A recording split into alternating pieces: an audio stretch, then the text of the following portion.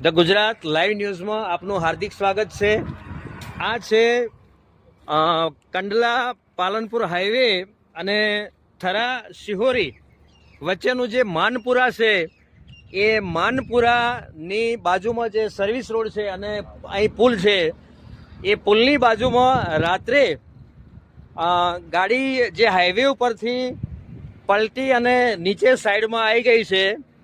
Rajasthan પાસિંગની R જે 47 GB03 80 નંબરની આ જે ગાડી છે એની અંદર ખાવાનું તેલ ભરેલું હતું અને કોઈ કારણોસર રાત્રે આ ગાડી સાઈડમાં ઉતરી ગયેલી અને પલટી મારી ગયેલી અને એ પલટી મારવાના કારણે જે ગાડી છે એ સંપૂર્ણપણે ડેમેજ થઈ ગયેલી છે।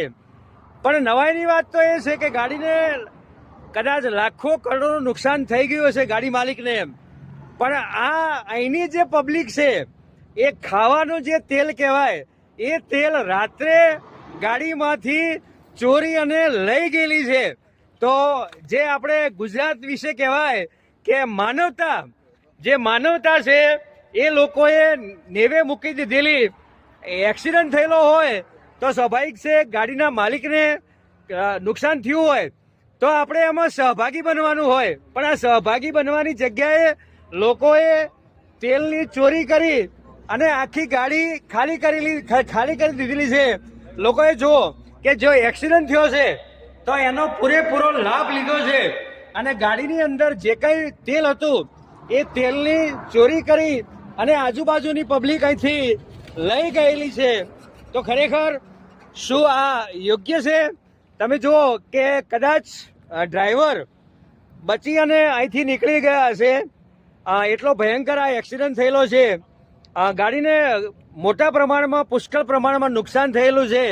કદાચ ગાડીનું ક્લેમ કે એવું હશે તો ભરપાઈ થઈ શકશે, પણ જે માનવતા છે એ માનવતાને લોકોએ નેવે મૂકી અને અહીંનું જે અંદરનું તેલ હતું એ તેલની ચોરી કરી નાખેલી છે। અહીં જુઓ ડ્રાઈવર સીટ આગળનો જે ભાગ છે એ હું તમને બતાવવાનો પ્રયત્ન કરીશ, સંપૂર્ણપણે ડેમેજ થઈ ગયો છે અને ગાડી કદાચ જો ઇન્સ્યોરન્સ હશે તો કદાચ એ માલિકને એનું વળતર મળી જશે, પણ જે ચોરી થઈ ગઈ છે એ માનવતાનું વળતર ક્યાંથી મળશે એ તો કદાચ ઉપરવાળો જ જાણે। The Gujarat live news Banaskantha.